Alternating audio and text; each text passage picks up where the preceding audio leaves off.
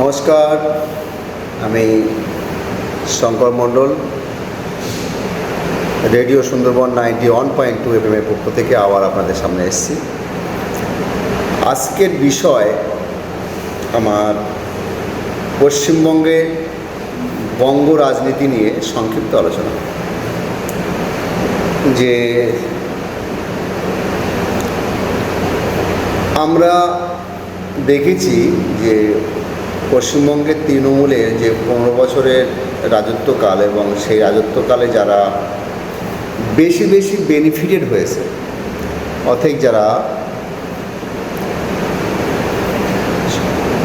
অনেক বেশি মাত্রায় যোগ্যতা ছাড়াও যারা বেশি মাত্রায় যারা লভ্যাংশ বাড়িতে নিয়ে যেতে পেরেছে শুধুমাত্র অয়েলিং করে করে, তাদের মধ্যে একজনের নাম বলবো আমি,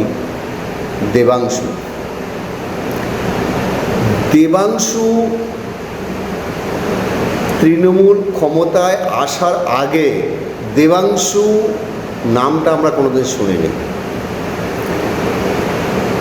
কোনোদিন পাড়া চেটা বৈঠক থেকে শুরু করে রাজ্য স্তরে তাকে আমরা কোনোদিন দেখিনি এবং কোনো আন্দোলন প্রতিবাদ সভাতে দেবাংশুকে দেখা যায়নি। দলটা ক্ষমতায় আসার পরে যত শুনতাম আমরা, ও ভালো ইউটিউবার এবং সোশ্যাল মিডিয়ায় অ্যাক্টিভ ছিল, সেইখান থেকে কোনো একটা সূত্র ধরে একেবারে মমতা ব্যানার্জি পর্যন্ত চলে গেছে। এবং আপনারা দেখেছেন যে মমতা ব্যানার্জির স্টেজে মমতা ব্যানার্জি বসে আছে এবং রাজ্য স্তরের সমস্ত নেতৃত্বরা বসে আছে, সেখানে গিয়ে একেবারে মমতা ব্যানার্জির পায়ের তলায় বসে পা ধরে প্রণাম করছে। এইভাবে পশ্চিমবঙ্গের একজন স্বনামধন্য ব্যক্তিত্ব এবং কলকাতা হাইকোর্টের এক্স জাস্টিস অভিজিৎ গাঙ্গুলি, ওনার বিরুদ্ধে পর্যন্ত টিকিট দিয়েছে মমতা ব্যানার্জি পূর্ব মেদিনীপুরে। এটা ভাবতে পারেন কোথায় অভিজিৎ গাঙ্গুলি আর তার বিপরীতে দেবাংশু, যাকে তৃণমূল ক্ষমতায় থাকাকালীন সাধারণ সোশ্যাল যারা সোশ্যাল পেজে যাদের অ্যাক্টিভিটিস ছিল তারা দেবাংশুকে ফাটাংশু বলতো। এমন একটা ছেলেকে মমতা ব্যানার্জি প্রজেক্ট করছে অভিজিৎ গাঙ্গুলির বিরুদ্ধে, এটা ভাবার বিষয়।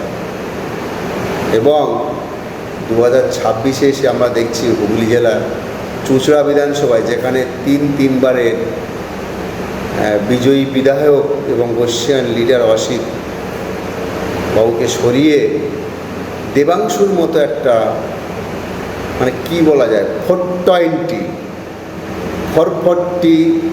একটা লুম্পেনকে টিকিট দিচ্ছে মমতা ব্যানার্জি। দলটা থাকে সেই দেবাংশু জয়পরাজয় যাই হোক, সেই দেবাংশু এত বড় লেভেলের সুযোগ পাওয়ার পরও সে যখন হেরে যায়, জিততে পারে না এবং তার নিজের ব্যর্থতার কারণে হেরে যাচ্ছে,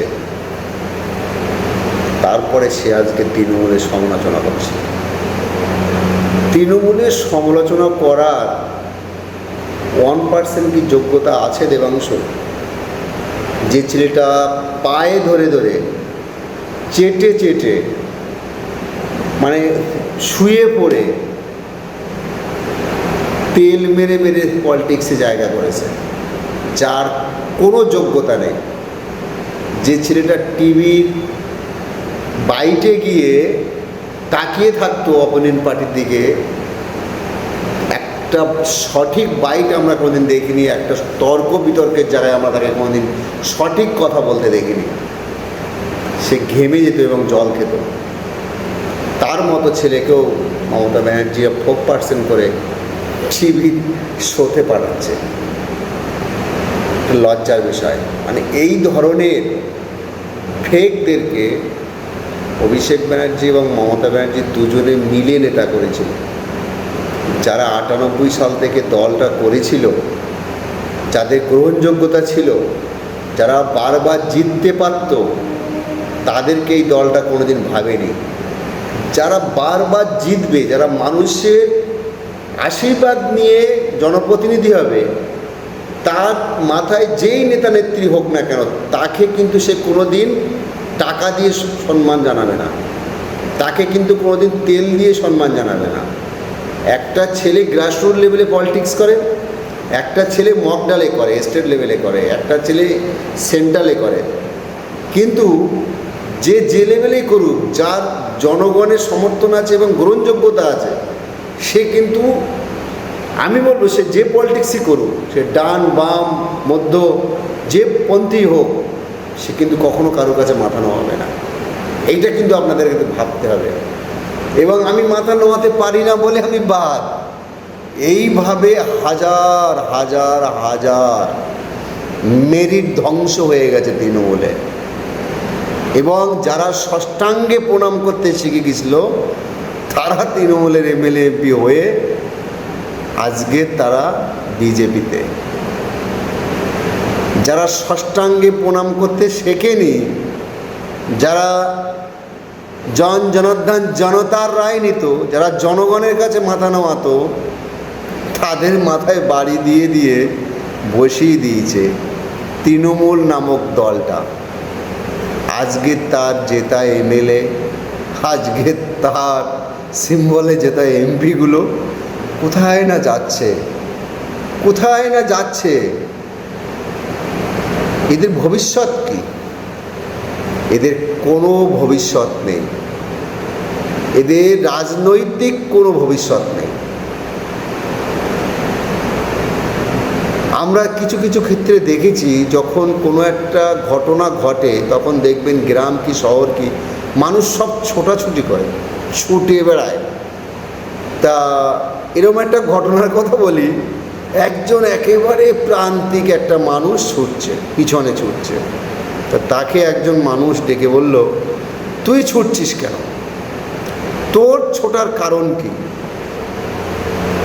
বলছে, সবাই ছুটছে, কেউ চাকরি বাঁচাবার জন্যে, কেউ ব্যবসা বাঁচাবার জন্যে, কেউ সম্পত্তি বাঁচাবার জন্যে, কেউ অনেক সম্পদের মালিক তার জন্যে, কিন্তু তুই ছুটছিস কেন? তোর তো কিছু নেই, আমি দেখেছি। বলছে, বাবু, আমার এইটা আছে, আমি এইটা বাঁচাবার জন্যে ছুটছি। বলি, এইটুকু ভাববেন, যখন একটা কোনো ঘটনা ঘটে যায় সবাই ছোটে, কিন্তু যারা স্রোতের বিপরীতে থাকে,